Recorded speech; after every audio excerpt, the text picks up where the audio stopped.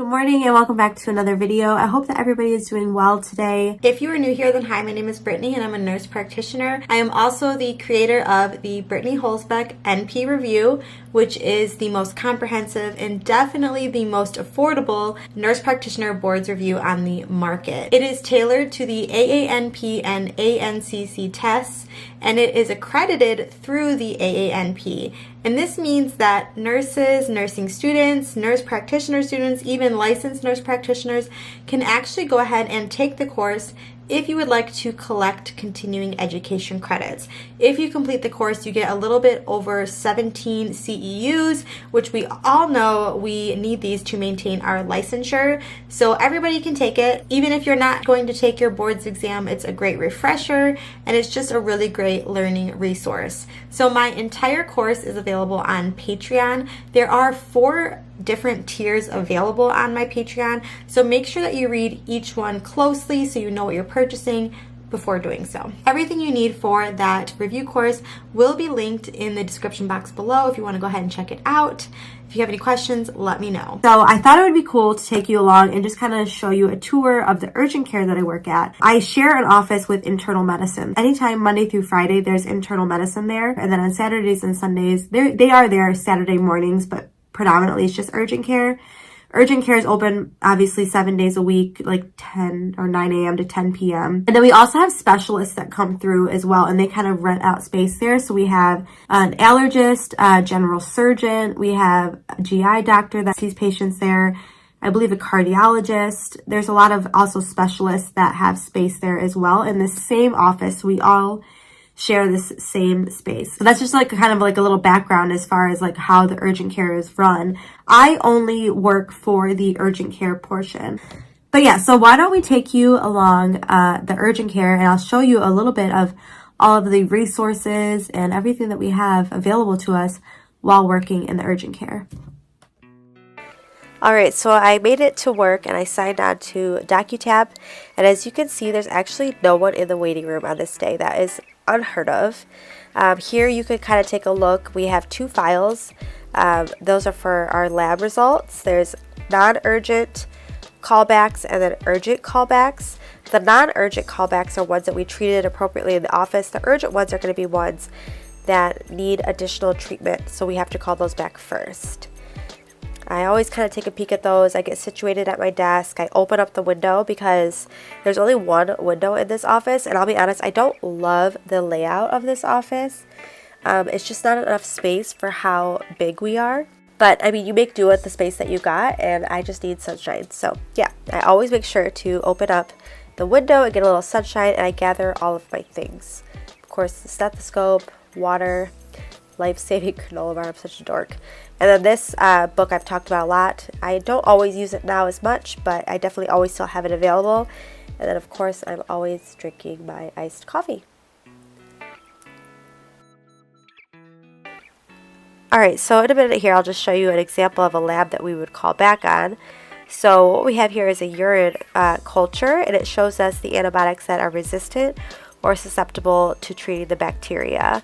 And so this patient actually was treated with Keflex, and you can see that the bacteria is susceptible to this antibiotic, so that's fine. They were treated appropriately, but had they not been, then we would have had to call them back and change the antibiotic. And then our procedure room here, which ideally is reserved for suturing or incision and drainages, and then for those patients that we have hanging around for a little while, maybe having an IV or something like that. And we could take a look here in the cabinets and kind of take a look and see all of the different tools that we have here in this room. So obviously we have tons of gauze, sterile and non-sterile gauze. We use gauze all the time, you know that, for wounds, for suturing, for cleaning. So there's that. And then in the next cabinet over, we have a plethora of stuff as well. We have hydrocortisone cream, bacitracin cream, and then sulfadiazine cream for burns. And then of course we have our lidocaine, which are used for digital blocks and numbing, of course for suturing or INDs. We have the topical numbing spray, and then up here we have all of our epistaxis and bleeding supplies. So we have the silver nitrate applicators, so that of course is to cauterize something if they are bleeding. And then we have the wound seal as well, which is just like starch that you can dump onto a bleeding wound. And so those are really useful. I use wound seal quite often actually. Ammonia inhalants, which I never actually had to use, but we have those available to us. Put that back. This, of course, is the Rhino Rocket, which you can use for, again, epistaxis treatment. I have not actually used this, but we have it available if needed. I've always had success with Afrin or the cautery. Those have been the things that I have used. Of course, we have an emergency eye wash station here, which I have had to use in the past. And then up here, we have all of our syringes and needles for drawing up medications, giving medications. And then here is, of course, some blood supplies, blood draw supplies caddy. I do actually still do blood draws, especially if the MAs are really behind or if they're struggling with blood draw. And then this is our system for testing for COVID and flu. I'm sure many of you have seen these before, but this is where that's at. And then here are all of our sutures. You can see we have lots of different options there for our suturing. Our suture kit is actually down below, but this is where our sutures are. And then our eye kit, so everything that you want to use for your eye exam. This is the ophthalmic solution that I use to moisten the fluorescein strips. And these are those strips, of course, that you use to stain the eye. And then, of course, we have our tetracaine eye drops somewhere in here. There they are. That we use for numbing before we actually do the fluorescein staining.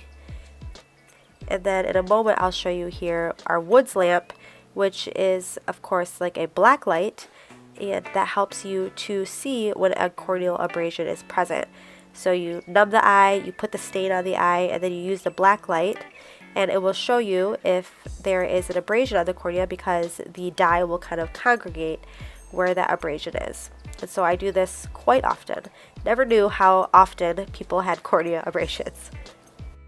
Alright, so I will put this back now, and next up I'm going to show you, we have a tonometer, of course, which measures a person's ocular pressure, and this is, of course, a very useful tool. I was a little intimidated by it, but it's very easy to use. It's helpful, of course, to know the normal ranges, so typically eye pressure falls between 10 and 21, so that helps you in your eye complaints. Definitely use this a few times, and it's come in handy. Here our drawer has lots of scalpels in it, the most commonly used blade being the 11 blade. That's the one I use most often, for example, like INDs. I've also had to use it for removing like a foreign body that was stuck in an earlobe. But yes, there's lots of options available there. And this is apparently a punch biopsy, which, see, I never have used before.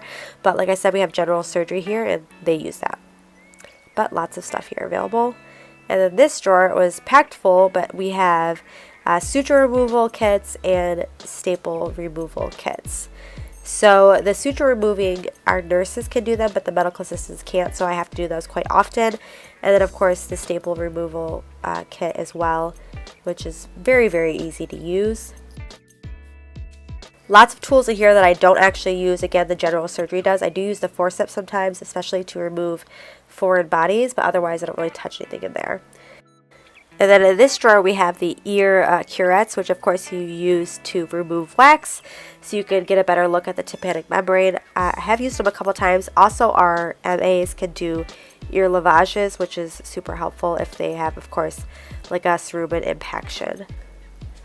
Alright, so next up is our x-ray room. This is obviously very used, as we see a ton of orthopedic stuff here. And over here in the corner you can see Madame Marie Curie. I thought that was really funny. We all get a little laugh out of that. But this is the x-ray room. Again, very loved, very well used. We actually have a real tool chest, and I've used this a few times specifically for removing fish hooks. So that is what that's for. I think that's kind of funny though. Alright, and so here is a little look at one of our exam rooms. So you can see we of course have an otoscope, ophthalmoscope, all the normal stuff here. And there's our bed that we see our patients and examine our patients on. They do all have stirrups, so you can pull those out. Here's supplies that are available in each of the rooms. Of course, you saw in the procedure room we have everything, but we also have some stuff always available here in the exam rooms as well. And then, of course, just a little peek in the drawers. Nothing fancy. Band-Aids, alcohol wipes. We have more gauze for days, always. And then in this one below here, we have stuff for a UA, so our cups and stuff like that to give to the patients.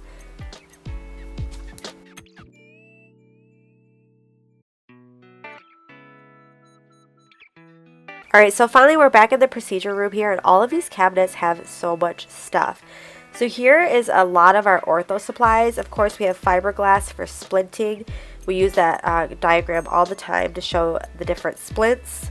Our MAs do the actual splinting, but it's important for the provider to know which splint is indicated.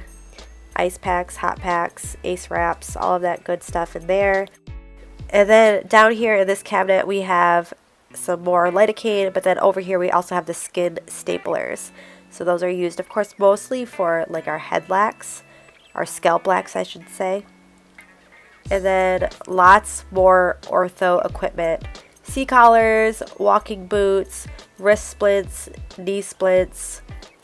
Lots of variety here and what to choose from.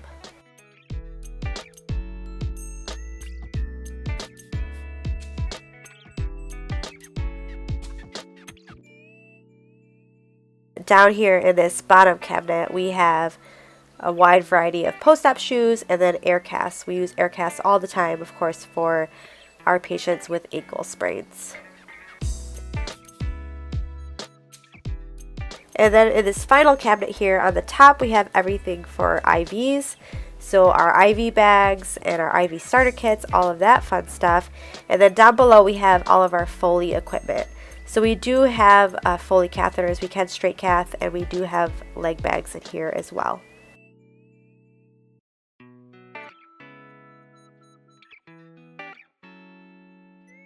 And then for completeness here, I just made this slide showing you some things that I forgot to show you guys.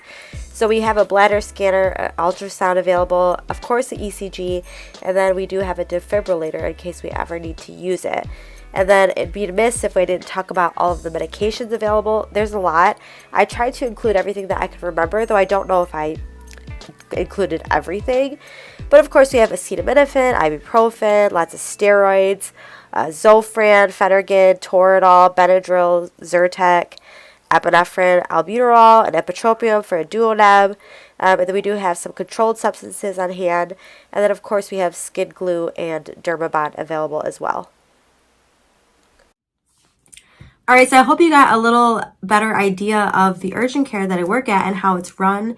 You got to see basically all of our main spaces. Of course, I didn't show you all the little nooks and crannies, but you get the idea. You saw the exam room, you saw the procedure room, and then of course you saw the x-ray room.